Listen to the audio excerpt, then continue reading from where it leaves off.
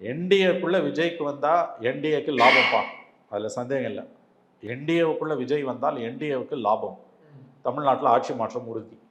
ஆனால் ப்ரொவைடட் அது எப்படி இருக்கணும்னா அதிமுக 140 சீட்டு குறையாமல் நிற்கணும்.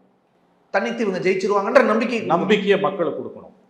ஆனால் கொடுக்கறதுக்கான வாய்ப்பு குறையும். கரெக்டாக சொன்னீங்க. இதை பார்த்துட்டு நான் முன்னுக்கு பின் முரணா பேசுகிறேன்னு பேசுவானுங்க, எழுதுவானுங்க. இல்லை, லாஜிக்காக தானே. ஆமாம், நான் இப்பயும் சொல்கிறேன், என்டிஏவுக்குள்ளே விஜய்க்கு வந்தால் ஆட்சி மாற்றம் உறுதி, ப்ரொவைடட் அவர் 140 சீட்டு குறையாமல் ஏடிஎம்கே நிற்கணும். விஜய் வந்து 40 தொகுதிக்கு மேலே போகக்கூடாது. ஆனால் சார், விஜய் அப்படி ஒரு நிலைமைக்கு போக மாட்டார்ல. ஜெயகாந்த் 2011 நின்ன மாதிரி 41 சீட்டு குறைவா வாங்கிட்டு நின்னா தான் ஒரு மைனர் பார்ட்னரா அது விஜய் ஒத்துக்க மாட்டார். கண்டிப்பாக ஒத்துக்க மாட்டார். இந்த அலையன்ஸ் வராது.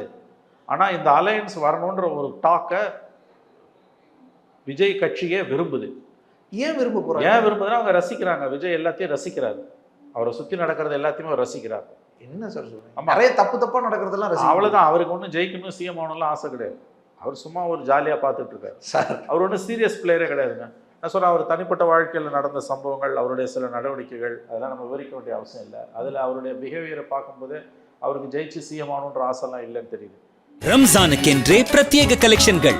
ஆசியாவின் மிகப்பெரிய ஜவுளி சாம்ராஜ்யம் தி சென்னை சில்க்ஸ்.